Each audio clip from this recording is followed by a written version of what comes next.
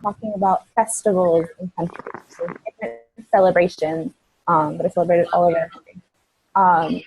So I'm going to be talking about the United Kingdom, England. Right there. The map. Can you guys see that? Yeah. Okay, so I'm going to be talking about Guy Fawkes Day, otherwise known as Bonfire Night. And what about you, Sean? I'm going to be talking about, my name is Sean. I'm a junior as well at UNC. My focus country would be China this week, the chicken-looking country right there. And I'll be talking about their biggest celebration, which is Chinese New Year, other known as Lunar New Year, as well as Spring Festival. How about you, Sam? Hi, I'm Samantha. I'm a sophomore here at UNC, and my focus country is Spain, this lovely little orange country there. I studied abroad there this past summer, and I'm going to be talking about Semana Santa and the Feria de Abril. Hi, I'm Anna. I'm a sophomore, and I'm talking a little bit about Independence Day in Ghana today. Okay, so we're going to talk to you guys about different festivals in our different countries, and try to show how like these big celebrations and festivals really kind of show the history and the culture of each of our countries. So Anna, do you want to start us off with the warm-up activity? Yeah, great. Who remembers what we talked about last week? Anybody? Does anyone remember what we talked about last week? This is a different group. Oh, this is a different group. I'm sorry. All right. Well, don't worry about that then. Great. So I'm going to do a thing. So it's early in the morning, so we're going to kind of get loose. So if you have done something, I'm going to say a statement. And then if you have done it, I want you to pat your head just like this. And then if you have not done it, I want you to clap your hands, okay? All right, so let's see. I have seen a parade. If you've seen a parade, all right, cool. Let's see. I have celebrated a holiday with fireworks. Anybody? Okay, all right, so it seems like everybody has. And then I have celebrated Thanksgiving. Anybody? All right, cool. So everybody has seen a parade, celebrated with fireworks, and celebrated Thanksgiving as well. That's really cool. All right, we're gonna start, and Sean's gonna start us off. So we're going to be talking about festivals and holidays. And one big aspect of that is to know what exactly it is, the background of what it is, the history of it. And so we're going to start off with giving you a little background of what our holiday is. So I'm going to start with Chinese New Year / Lunar New Year. Chinese New Year and Lunar New Year is pretty much the biggest celebration in China, and they follow a different calendar. It's a lunar calendar, so they follow through the moon. It's different cycles of the moon and the sun. And their New Year is actually it falls in between the first and second week of February. So you know how ours is January 1st, and it's always January 1st every single year. Lunar New Year can change within days every single year depending on the moon. So this year it was on February 8th. And also, has anyone heard of the zodiac? Zodiac signs, yeah. What is your zodiac animal? Can someone give me an example of their zodiac animal? You know? Say that again.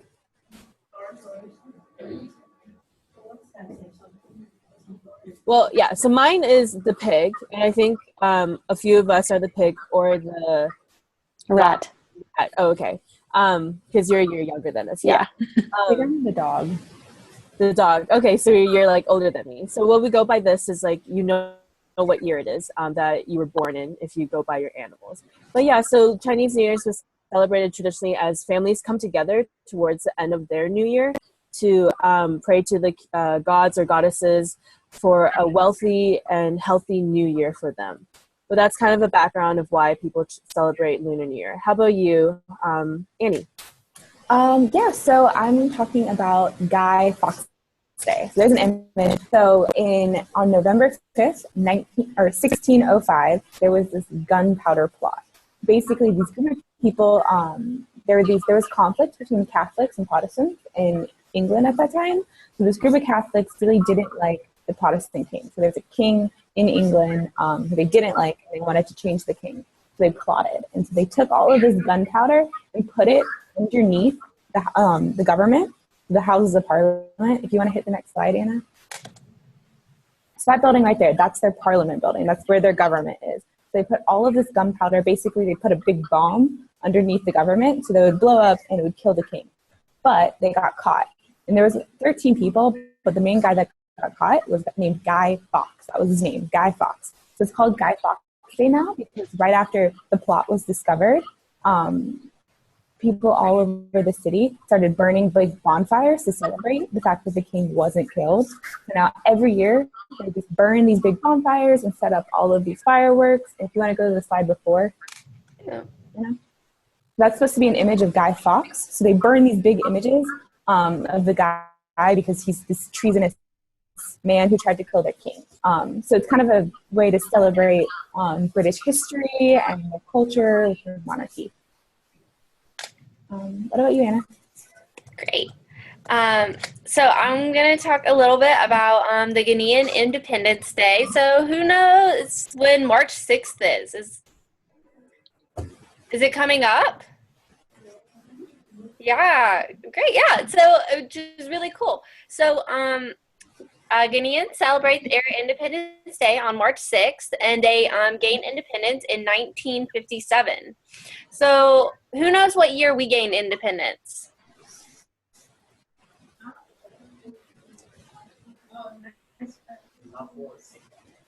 July 4th? Yeah. So we gained independence way before this, like a long time ago, compared to 1957. So it's really cool that the people in this country, Guineans, they are very proud of their history, very proud to be independent, and then they celebrate this by marching in festivals. So right here, what you're seeing is a picture of kind of the national festival in Accra, which is the capital. And so it's very prestigious, and everybody's really excited. It's a huge day. Everyone prepares for it. And so in addition to this parade, with the national parade where they have all these city officials, they also have local parades as well.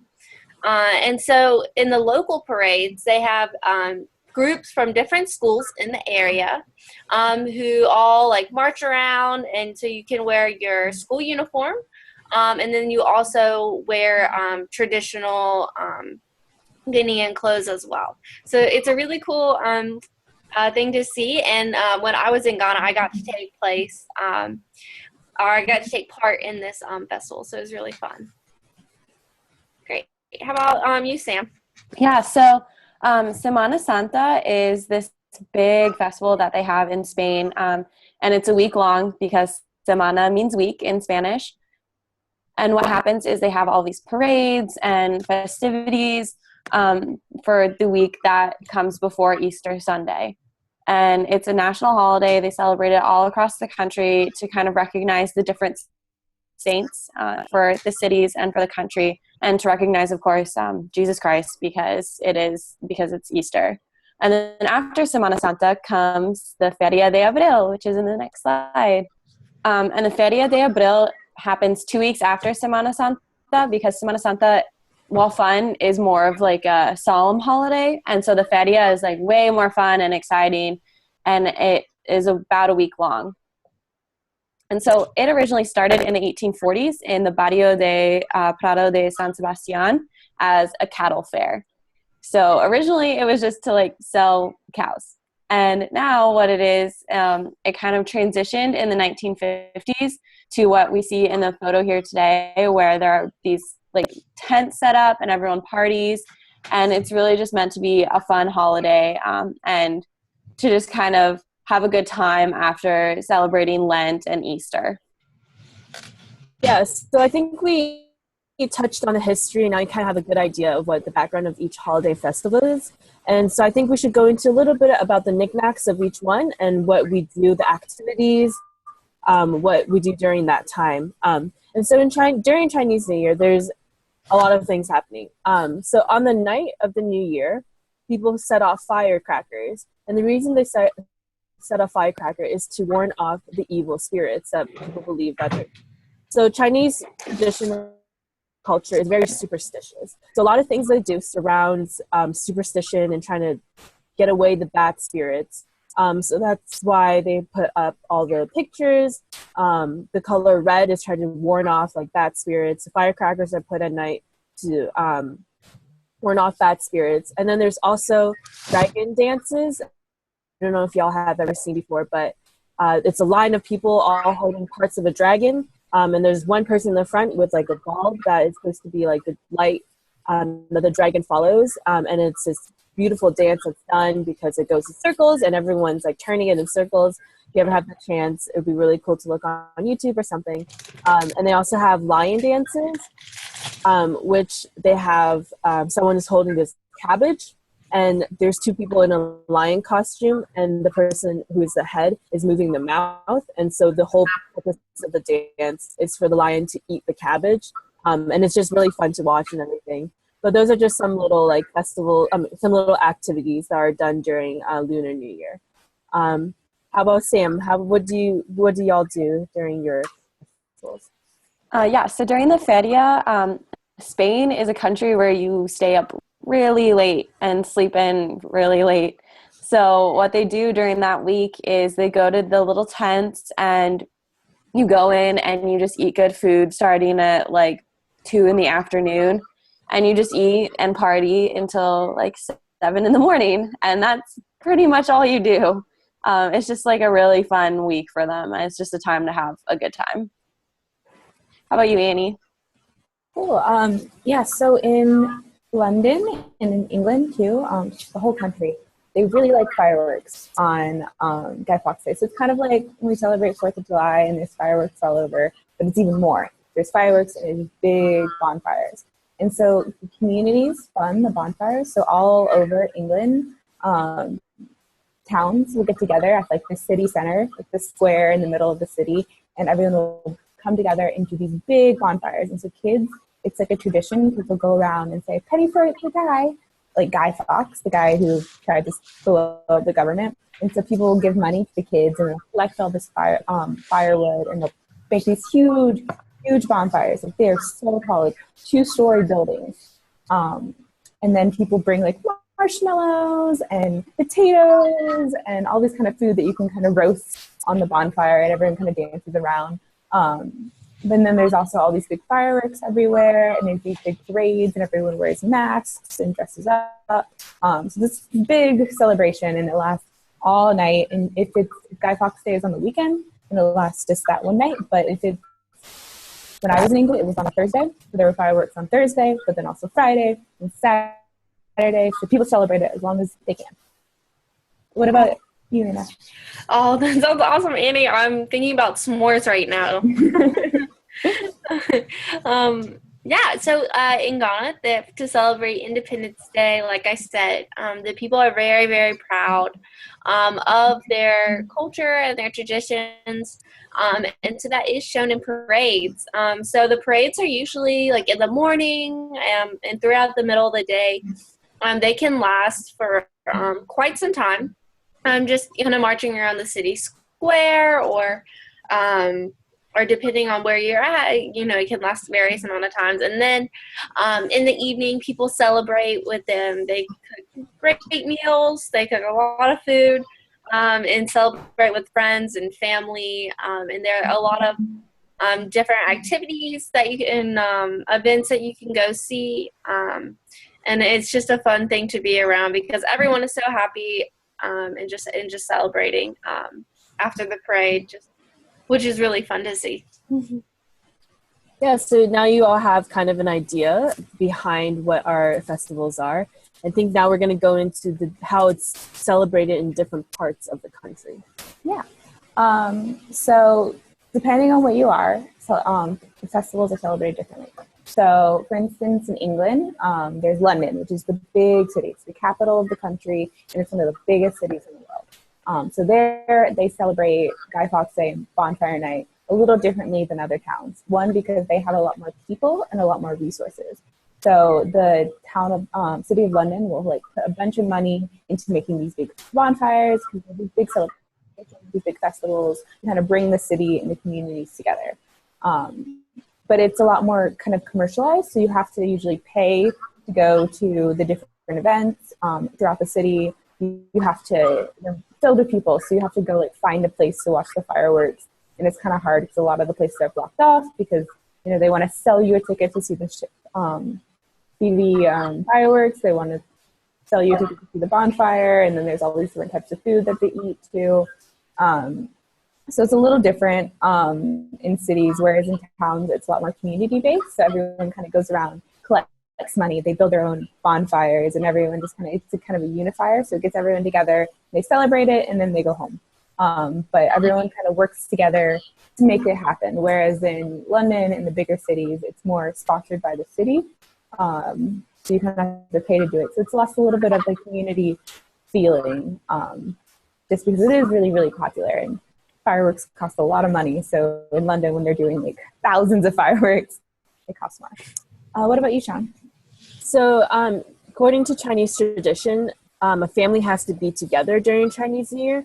So a lot of the times right before Chinese New Year starts or Lunar New Year, everyone is rushing to go home. And China has a lot of people. So you can imagine the railroad stations, the train stations, the airports, everything's filled with people trying to get home. And so some people do live in the countryside, and over in the countryside, it's more family-based. So people will go, everyone will gather within their family, and they'll celebrate within their family. Well, in the city, like Annie said, it is more like the city does its own thing. So the city puts up a parade. The city does the fireworks. And so everything's more organized in the sense that the city is organizing it for everyone in the city. But that's pretty much the difference. One is more family-based and one is more city-based. But how is it over in Spain, Sam? Okay, so who has heard of San Francisco? Right, it's a city in California. So San Francisco is actually a Spanish name. San means, and so San Francisco really means Saint Francisco. And in the female version of that word is Santa. So Semana Santa is the week of saints. And what happens in Spain is because it was based on Catholicism in its early days. Now it's not as religious, but it was known for its Catholic king and queens.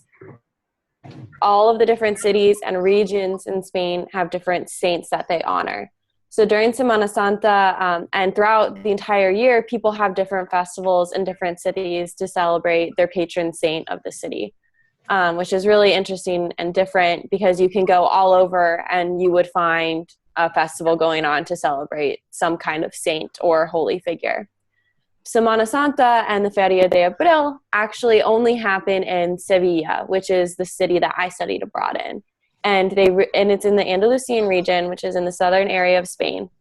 And so what happens is people all across the country go down to this region of Spain to experience Semana Santa and festivities, and then they go back home for 2 weeks, and then they go back to Sevilla for another week, 2 weeks later, to celebrate the Feria de Abril, because it only happens in Sevilla, but it is a nationally recognized holiday. So it's something really interesting that this festival only happens in one place, but the entire country knows what it is and knows what's going to happen.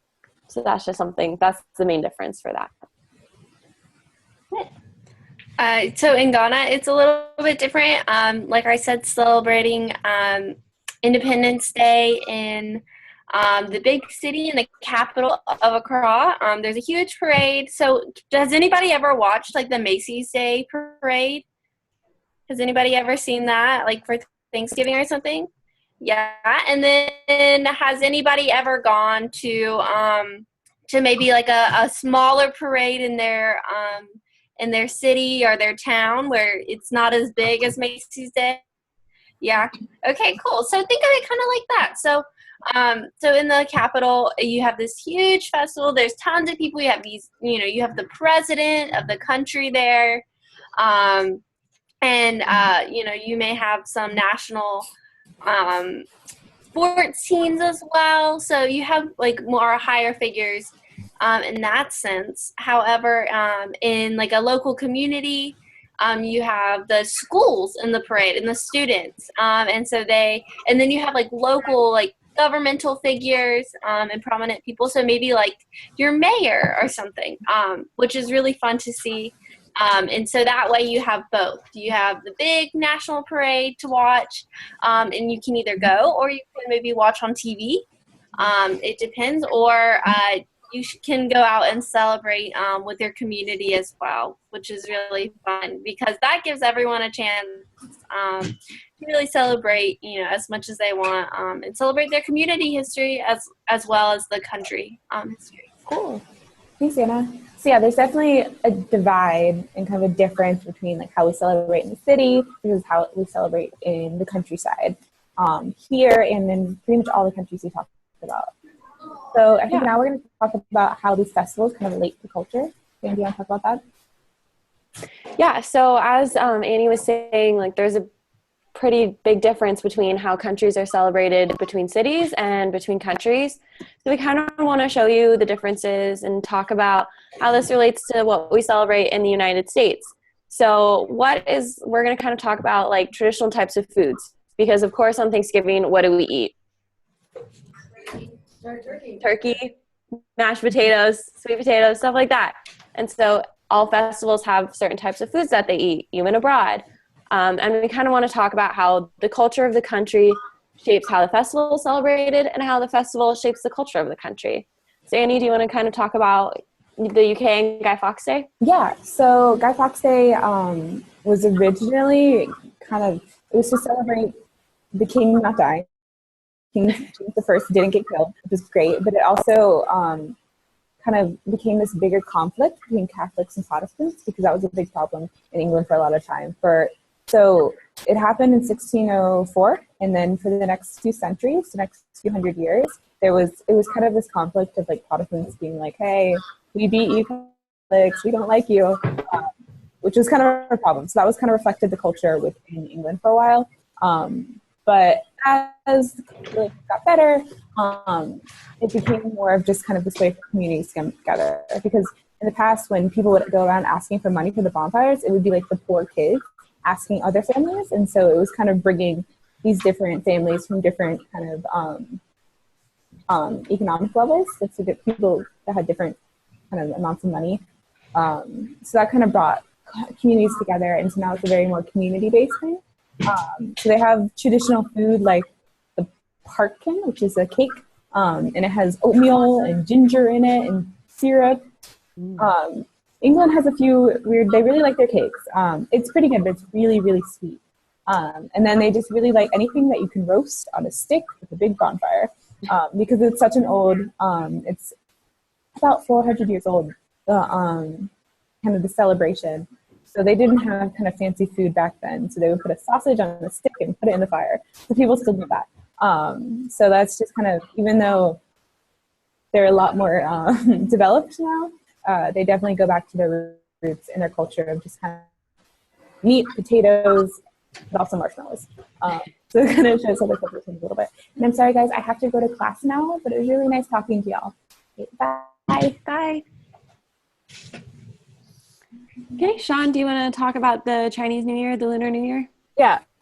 So food is a really big part in the sense that there's a huge feast at night. I remember my mom telling me that when she was a young child, her family was kind of poor. So Chinese New Year / Lunar New Year was the best time because that's when they get to eat all the food they can. And that's when they sometimes, because meat was really rare during her age. And so that's when you can get meat. And a lot of people get new sets of clothing, new shoes, just like, it is a fest. It's like a birthday. You get all these new stuff and you get to eat and you get to celebrate, have fun with friends. And one of those things is you get red envelopes. And these are usually given from extended family, like people who are older, your parents, your grandparents, uncles, aunts, given to the younger children. And within these red envelopes, you have money. So it can range from $5 to like $1,000, depending on, well, some people get a lot of money. But this is just passed down, and what you do is this word, it's bai nian, which means like you are, how do I explain this in English? You are wishing them good New Year. So you're wishing them New Year's, and then that's when they give you the red envelopes. And in the sense of food-wise, it's celebrated. I mean, food is eaten differently in the regions of China. So up north, people eat dumplings for Chinese New Year. So pretty sure if you have gone to a Chinese restaurant or have heard of Chinese food, dumplings are quite a popular dish. And it's in the shape of like a little half moon almost. And then that's supposed to represent the money back in China. So back in the olden days, money looked like that. It looked kind of like this half moon shaped golden nugget kind of thing. And it was supposed to represent money. So the more dumplings you make, hopefully the more money you gain in the new year. Another food that people eat in the South is the sticky rice ball. And inside the ball, you can have meat, you can have sweet sesame seed things. And that is supposed to represent sticking together. So the stickiness of the rice is supposed to represent like the family sticking together, friends sticking together, and hopefully the new year people will stick together. And then throughout the country, everyone eats this thing that's also the sticky rice, but it's not in the sense of like a ball. It's in the sense of a cake-wise. And in Chinese, it's nian gao. And the thing about Chinese is that there's certain words that are pronounced the same but mean a different thing. So nian gao can mean cake, and it could also mean height. So the reason why people eat nian gao is because every year they want to.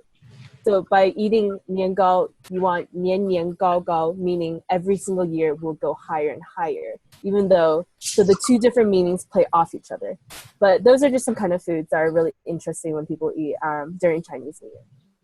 How about you, Anna? Yeah, so it really depends on kind of what people eat. It's very interesting because in Ghana, they don't eat as many sweet foods, so as many like, it's not something that you would necessarily like bake a cake for, which was, like in the UK, Annie was talking about how they eat really, really sweet food and cakes and pies and things like that. But in Ghana, there aren't as many sweet foods, so they eat more traditional foods. It's very things that are very like have a lot of starch. So if you think of like potato-y, they make dishes from yams, which are not like sweet potatoes, but they're kind of like a type of potato. They're a root, and they eat plantains, which are like sweeter bananas. I like them a little bit better than bananas. And they eat a lot of rice, and there's a lot of spices. The food is very spicy, so it would just be a combination of any of those ingredients. And then they make Guinean traditional foods, which could be like banku or fufu. There's a rice and beans dish called red. And so they eat like a variety of these dishes, and they're all very tasty. Cool, great. And in Spain is obviously known for its tapas, but the fair, you really eat a lot of fish. Don't really know why, but Sevilla is on a river, and there's a lot of fishing available in the city. Fun fact, that is actually the port that Columbus sailed out of when he discovered America. So you can tell your history teacher that you learned something new today. But yeah, so they eat a lot of fish, but the fair itself is pretty similar to the fairs that you would see in the United States, in that there's like a Ferris wheel, there can be fun rides, a lot of good food, and there's a lot of dancing. Then the Spanish people dress up in the traditional like flamenco dress, and they'll give a lot of shows, which is really cool. So now we're going to kind of move in to see what you guys learned today and see how much you enjoyed listening to us talk to you. So what's going to happen is we're going to put up a slide, and it's going to have the name of each country and the number that they're associated with. And so I'm going to say a statement, and you're going to tell me, you're going to guess which country this is about. And so, for instance, Ghana is number 1. So if I say something and you think it's Ghana, you're going to put up 1 finger. If you think it's China, you're going to hold up 4 fingers. Okay? Everyone understand? Great. So, statement number 1. School groups march in parades within their own communities in addition to a national parade to celebrate this holiday. Which country do we think that is? All right. Okay, so that is about Ghana and their Independence Day. Good job. Next statement. This festival is celebrated after the Easter holidays. 2, 3, 4. 2. Okay, yeah, that's about Spain. All right, next one. People set off firecrackers to scare off bad spirits during this holiday. All right, that's about Chinese Lunar New Year. And the last one you might be able to guess. Children go out around the community to collect money for bonfires and fireworks. All right, that's about UK and Guy Fawkes Day. Good job, y'all. You paid attention. Proud of you. Very good. Well, so I hope you have all learned a little bit about different festivals and holidays celebrated around the world. And now you think about how we celebrate our own festivals here, like Thanksgiving and Independence Day, how that is unique to our culture and our country, and how these festivals are unique to their culture and their country, and how people there are very proud of their holidays. But I hope you take this and think about this, and hopefully in the future you'll be able to see one of these festivals or holidays and see how it's celebrated and how unique it is. But that is all we have for today in our lesson. I hope you learned something new. But thank you so much for listening and sticking by, and I hope you all have a great Friday and great weekend.